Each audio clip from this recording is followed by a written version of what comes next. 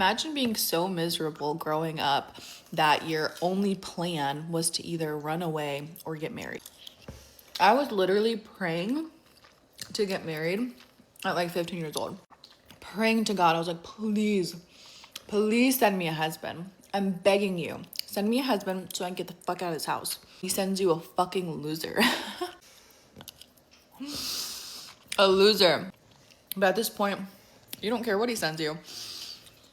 A loser or not. This is your one-way ticket out. So, long story short, engaged at 17, married at 18, divorced at 21.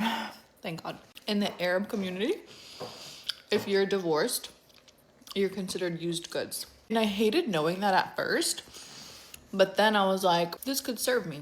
So I had to figure a way to get out again without getting married this time. That was literally the only way I was able to get out the second time around, was because 1, I was used goods. 2, I became the best liar in the universe. Unfortunately, I hate liars, but in order to survive, I literally had to become a professional liar. And that's what I did. My last semester of nursing school, you had to pick where you were going to do your preceptorship at, and I lied. And I applied to the one that was furthest away. I told my parents that this was my only way to graduate. It took a little convincing, but I'm telling you, because I was used goods, it made it so much easier. And my mom was like, what are people gonna say?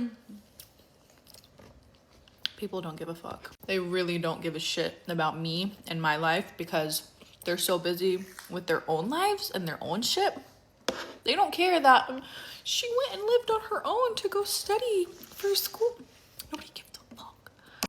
And that's so sad to me that I was that depressed and that miserable that nobody stopped and thought, like, when I wanted to get married so young, they were just like, they didn't like the guy, so that's the only reason they didn't want me to go through with it. I don't blame them. He was, again, a fucking loser.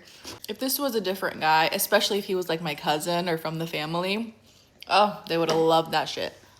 All jokes aside though, it is so freaking sad that my own parents were in denial of how I was feeling as a child. They did not give a they didn't care. I was so depressed. I was so sad. They did not care. My dad always hated me growing up. That's another story. I showed feelings. I was labeled as weak and sensitive. He was all macho and tough. He never shared any feelings at all. I'm 31 years old, and I've never heard my dad say the words, I love you, to me. And he made it his mission to spoil my sister, like, in front of me and, like, love on her and do all these things, like, in front of me as a kid. Like, he literally made it his mission, and he would say it out loud. He was like, she's my favorite. Oh, she's my yuck. Grow up, sir. Anyways, I literally, at least like once a week, have nightmares about living in my parents' house again.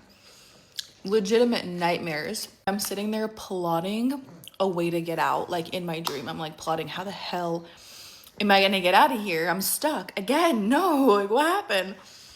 And then I wake up and I'm living my own life and I'm in my own house and I'm with my family that I chose. And I can't tell you a better feeling.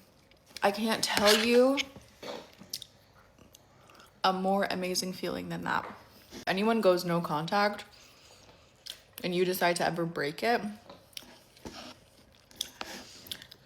you're gonna see exactly why you went no contact.